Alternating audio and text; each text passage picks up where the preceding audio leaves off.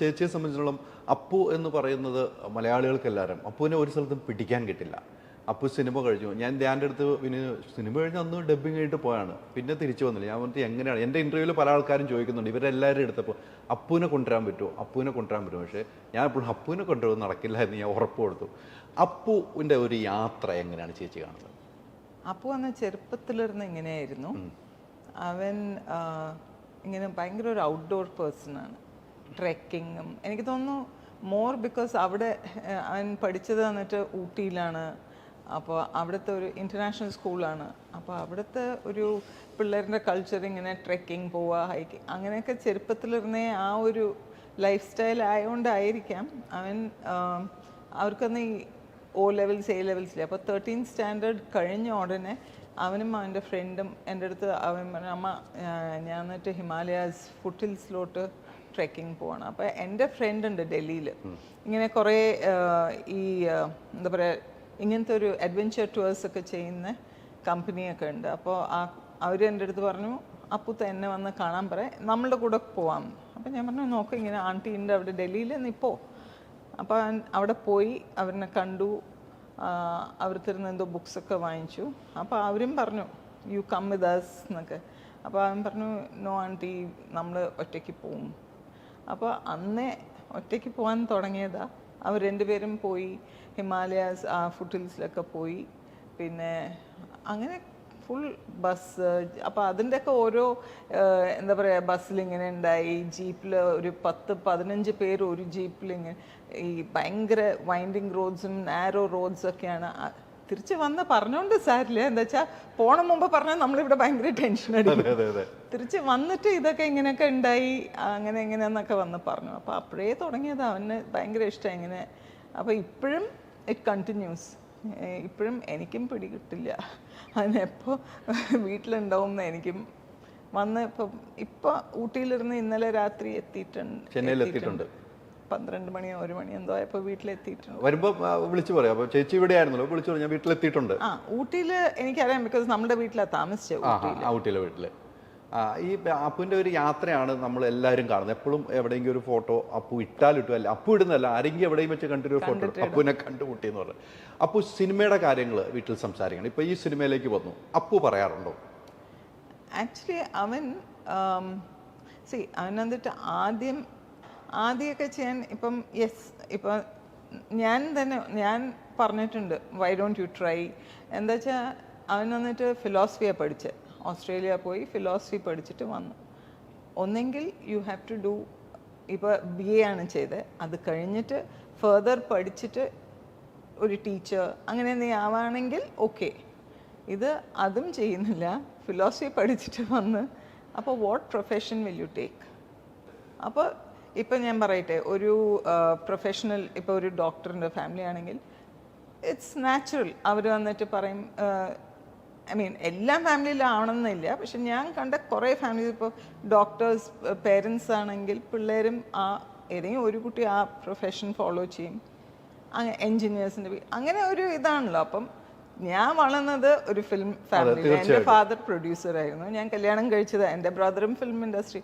അപ്പം നമുക്ക് അതാണ് നമ്മളുടെ ബ്രെഡ് ആൻഡ് ബട്ടർ, അതാണ്. അപ്പോൾ ഐ കാൻ സേ നീ വന്നിട്ട് ഡോക്ടറാവും, നീ മറ്റേതാവും. എനിക്ക് ഭയങ്കര ഇതായിരുന്നു ഒരു കുട്ടി എങ്ങനെ ഡോക്ടർ ആവണം എന്ന്. പക്ഷെ രണ്ടുപേരും ആ ഒരു ഇതിൽ ഇൻക്ലൈൻഡ് അല്ലായിരുന്നു. അപ്പോൾ വി കാൺ ഫോഴ്സ് ദംല്ലേ. അപ്പോൾ ഇതിലും നമ്മൾ ഫോഴ്സ് ചെയ്തില്ല, സിനിമ ചെയ്തേ പറ്റുമെന്നൊന്നും ഫോഴ്സ് ചെയ്തിട്ടില്ല. We can guide them. അപ്പോൾ നമുക്കറിയുന്ന ഒരു ഗൈഡൻസ് ഇതാണ്, ഈ industry is what is giving us a bread and butter. അപ്പോൾ ഇതിലോട്ട് വൈ ഡോണ്ട് യു ട്രൈ എന്നൊക്കെ പറഞ്ഞ് അങ്ങനെ ഹി ഡിഡ് ആദി. അത് കഴിഞ്ഞിട്ട് 2-3 സിനിമ, ഇപ്പോൾ എല്ലാ സിനിമയും നന്നായി പോകണം എന്നൊന്നും. തീർച്ചയായിട്ടും. അപ്പോൾ ചിലത് നന്നാവും, ചിലത് നന്നാവില്ല. And even as an actor ഇപ്പോൾ എല്ലാവരും വന്ന് ചേട്ടൻ്റെ കൂടെ കമ്പയർ ചെയ്യും, which I don't think is fair അല്ലേ. ഇപ്പോൾ ചേട്ടനും ഫസ്റ്റ് പടത്തിൽ വന്നിട്ട് ഓഫ് കോഴ്സ് ചേട്ടൻ വാസ് ഒരു വില്ലനായിട്ടാണ് ചെയ്തത്, but he was very convincing. ഞാൻ ഉൾപ്പെടെ ആർക്കും ഇഷ്ടമില്ല, വി ഹേറ്റഡ് ഹിം ബിക്കോസ് അത്രയും നന്നായി ചെയ്തു. പക്ഷെ എല്ലാവരും അങ്ങനെ ചെയ്യണമെന്നില്ലല്ലോ, ഒരിക്കലും ഇല്ല. കുട്ടികൾ വന്നിട്ട് നടക്കാൻ പഠിക്കണതൊന്ന് വീണിട്ടാണ്. സോ അത്രയേ ഉള്ളൂ. ഈ അതിനുശേഷമാണ് ഹൃദയം സൂപ്പർ ഹിറ്റിലേക്ക് പോകുന്നത്.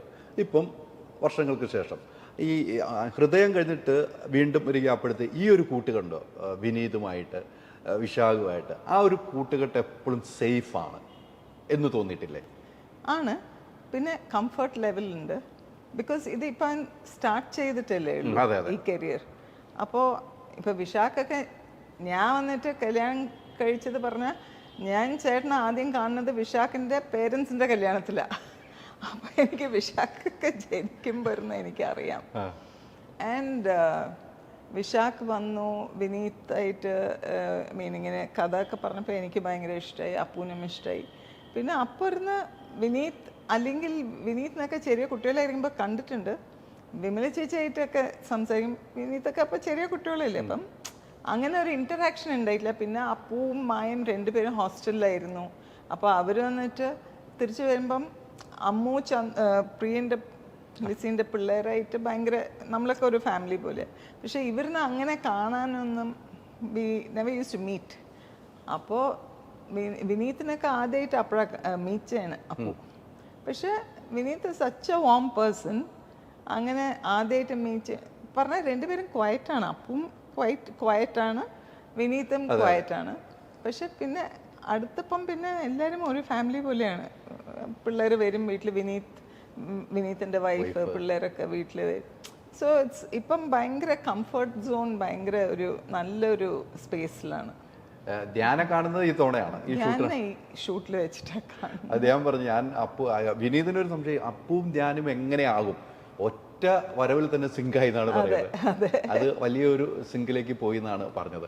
അത് എനിക്ക് ഭയങ്കരമായിട്ട് ഇഷ്ടപ്പെട്ടു. ധ്യാൻ പറഞ്ഞു ഞാൻ എങ്ങനെ സിങ്കാവുമെന്ന് എനിക്കൊരു ആലോചന ഉണ്ട്, പക്ഷെ ഞങ്ങൾ സിങ്കായ പോലെ വേറെ ആരും സിങ്കായിട്ടില്ല എന്ന് പറഞ്ഞു. ഇപ്പൊ ഈ സിനിമയുടെ കഥ പറഞ്ഞിരുന്നല്ലോ, ഈ സിനിമയുടെ കഥ ചേച്ചിയും കേട്ടിരുന്നു, അപ്പവും കേട്ടിരുന്നു. അപ്പോൾ എന്നോട് വിനീത് പറഞ്ഞത് കഥ പറഞ്ഞ ഉടൻ തന്നെ അപ്പോൾ പറഞ്ഞു എപ്പോഴാണ് ചെയ്യേണ്ടതെന്ന് ചോദിക്കണം. എനിക്ക് കഥ മൊത്തം കണ്ടു, ഞാൻ എപ്പോഴും ചെയ്യണമെന്ന് ചോദിച്ചു. ഇന്നലെ സിനിമ കണ്ടു കഴിഞ്ഞപ്പം സിനിമ കണ്ടു കഴിഞ്ഞപ്പം പല സ്ഥലങ്ങളും ലാലേട്ടനെ എനിക്ക് ഫീൽ ചെയ്തു.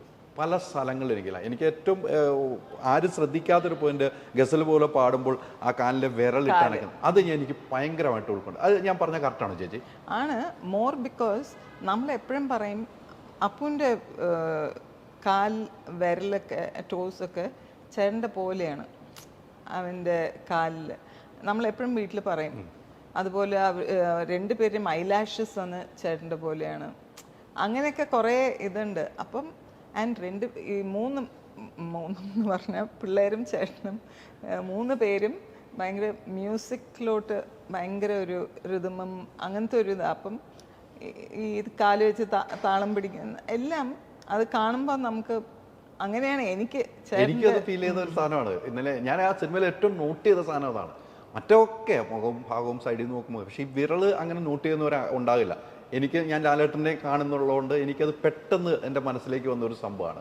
ഈ കഥ പറഞ്ഞു കഴിഞ്ഞപ്പം ചേച്ചി എന്താണ് പറഞ്ഞത്? ഈ കഥ കേട്ട് കഴിഞ്ഞപ്പം അപ്പുവിൻ്റെ അടുത്ത് അപ്പു ചെയ്യാമെന്ന് പറഞ്ഞല്ലോ, അപ്പു എങ്ങനെയാണ് അങ്ങനെ ഒരു സംസാരം ഉണ്ടായിരുന്നു? കുറേ എനിക്കെന്ന കഥേൻ്റെ ജഡ്ജ്മെൻറ്റ് ഞാൻ എന്നിട്ട് ഇപ്പം ചേട്ടൻ കഥ പറയുമ്പോഴൊക്കെ ഞാൻ കൂടെ ഇരിക്കാറൊന്നും ഇല്ല.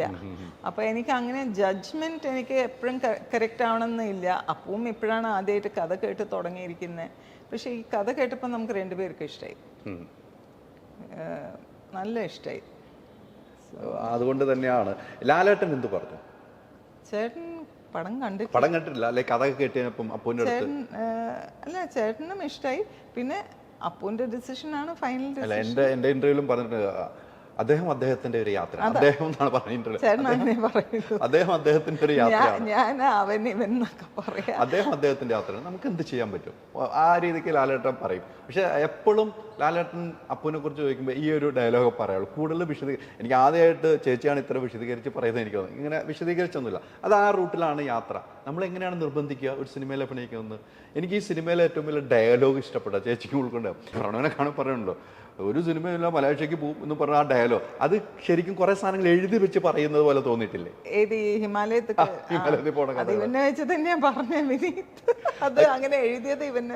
അപ്പൊ അത് കൃത്യമായിട്ട് അപ്പു അത് കേട്ട് പോകുന്ന ഒരു സീനൊക്കെ ഉണ്ട്.